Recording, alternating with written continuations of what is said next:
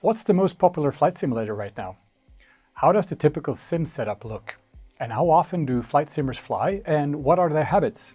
And here's a fun one. How many think that they can actually land a real plane? This year, over 42,000 flight simmers from around the world took part in our annual FlightSim Community Survey. Each year, the survey captures how the flight simulation community evolves. Welcome. I'm Magnus Axholt, CEO and co-founder of Navigational, and I'm pleased to share the results from our latest FlightSim Community Survey. Your responses help us and partners across the industry better understand how flight simulation is evolving. Let's now take a look at what we found. So year after year, we've seen increasing interest in the FlightSim Community Survey. But the overall distribution across many core questions remain very consistent. For instance, most respondents get into flight simming between the ages of 10 and 19.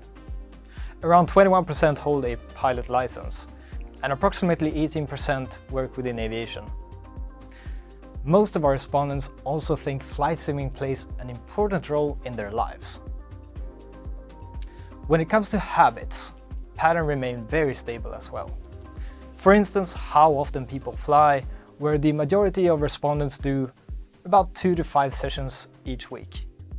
How long sessions last, with the majority simming for about 2 to 3 hours in a session, and how they choose to fly, where IFR remains the most common flight type, followed by VFR.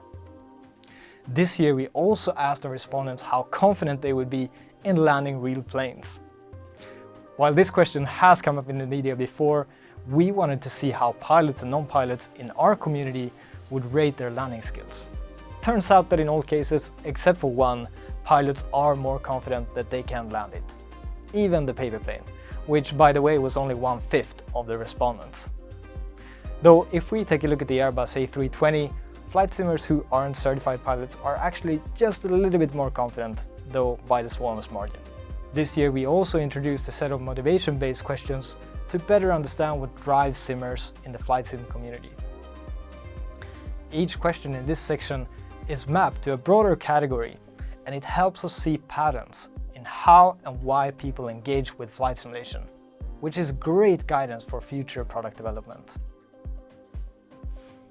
These are immersion, centered on realism and authentic true-to-life experiences; creative, which reflects a focus on visual enjoyment and personal expression; and mastery, focused on learning systems and improving skills over time. We also looked at achievement, driven by goals, progress, and measurable success. Social, which highlights the importance of shared experiences and community interaction. And then chaos, that basically captures unpredictability and pushing limits. Let us now take a look at what a sim setup typically looks like for this year. Beginning with primary hardware, Windows still clearly dominates at over 90%, while Mac has dipped at 2.2%. Xbox continues to grow together with Android, while Apple Mobile remains steady. New for this year is PS5 at 0.1%, a small share but a sign that the range of platforms is beginning to expand. Hardware trends continue toward higher performance. There's a clear increase in higher RAM configurations. About 1 in 3 now have 64 GB of RAM, though more respondents are still on 32 GB. Moving on to graphics cards, Nvidia holds the top spot again this year.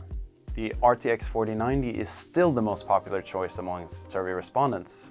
It dropped from 16.9% to 7.8%. However, it is already followed by the newer RTX 5080, 5070 Ti, and 5090. What hardware are people actually flying with? Throttle quadrants still lead, followed by joysticks and rudder pedals.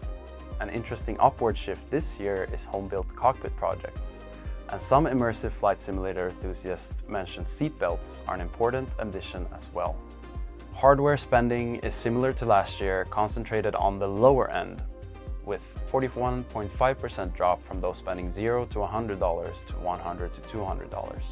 When it comes to software spending, the data suggests a broad base of users making repeated mid-range purchases, with a small group of enthusiasts driving high-value spend. One of the most notable changes this year is the number of respondents who are now using Microsoft Flight Simulator 2024 as their primary flight sim software. It is now the most used platform among respondents, overtaking MSFS 20, which has led in previous years. At the same time, X-Plane 12 remains steady with a consistent share of the community. Although most users have stayed on their chosen platform, over 30% reported switching from MSFS 2020. Most of these switched to MSFS 2024. Check out the survey report for more information on how users have transitioned between these simulators.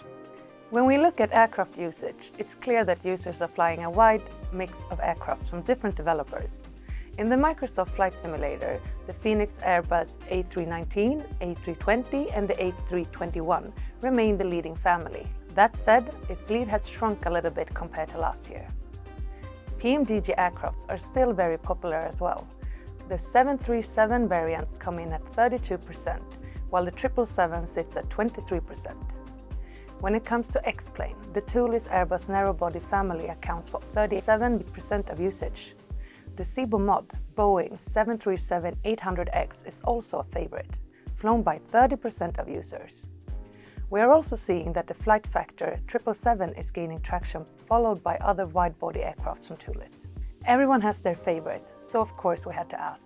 We asked you what the best product released in the past 12 months was, and the answers are really all over the place, in a good way. There's a big mix of aircraft, platforms and hardware. That said, a few stood out. The Enroute A350 comes out on top, followed by the Phoenix BFU and the wing control hardware. Looking ahead, we also asked you what you're most excited about. At the top of the list are the upcoming A320 and A321neo from Phoenix Simulations. Right behind those are the Bluebirds 757 and 767, and then the new hardware from Wing Control. Flight simulation in 2026 is bigger and more diverse than ever. Microsoft Flight Simulator 2024 is now the most popular platform, aircraft preferences are shifting, and simmers are flying more realistically.